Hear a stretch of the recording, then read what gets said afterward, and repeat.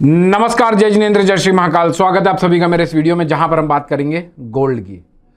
अगले हफ्ते के गोल्ड की सारी रणनीतियां आज ही इस छोटे से वीडियो और एकदम आसान भाषा में समझा के जाऊंगा।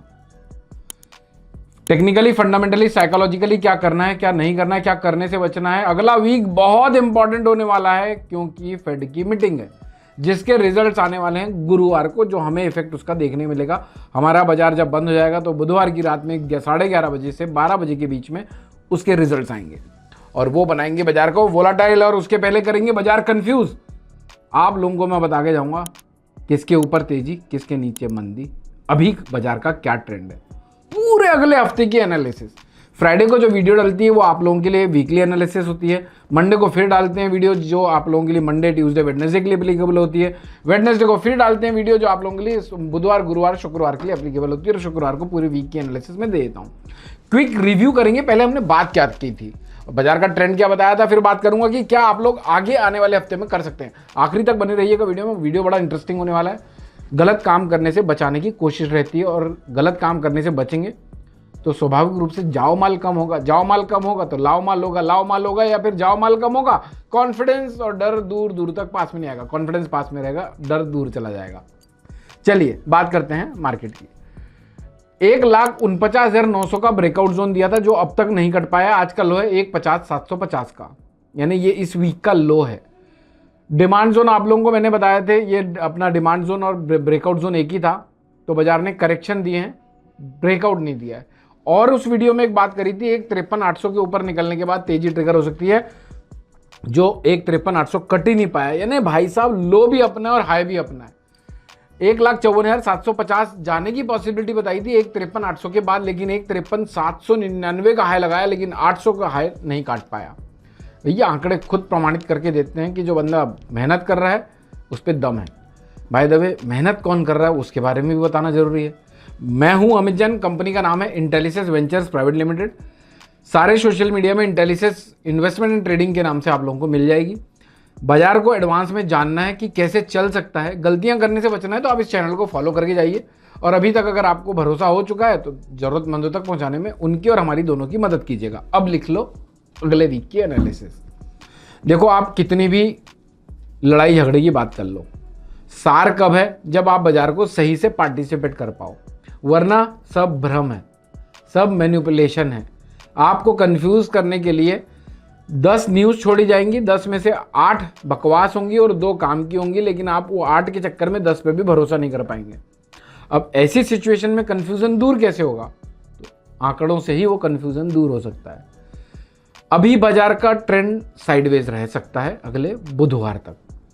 इसके बीच में स्टॉप लॉसेस ट्रिगर करने की प्रोसेस चालू रहेगी, क्योंकि कभी भी कोई भी बड़ी मूवमेंट आती है उसके पहले अंड संड, अपसाइड डाउनसाइड दोनों बाजू की मूवमेंट आती है, जिससे बायर भी थक जाता है और सेलर भी थक जाता है। लिखो आप आंकड़े। अगर बाजार यहां से टूटा, अभी कितना चल रहा है? 1,51,600 का भाव है, 4:32 का टाइम हो रहा है, 24 अप्रैल 2026 का दिन है। चार्ट में चेक कर लीजिएगा कि ये टाइम पर ये रेट था कि नहीं था। प्रमाणिकता के साथ काम कर रहे हैं डंके की चोट पर। अगर बाजार टूटते हैं तो 149,900 का अहम डिमांड जोन रहेगा, जो गिरता हुआ बाजार को रोक सकता है। लेकिन अगर यहां नहीं रुका तो भाई साहब सीधे 1,48,200 पे ही सांस लेने की उम्मीद बनाएगा। बस प्रे यही करो कि तेजी वाले 1,49,900 का आंकड़ा ना कटे।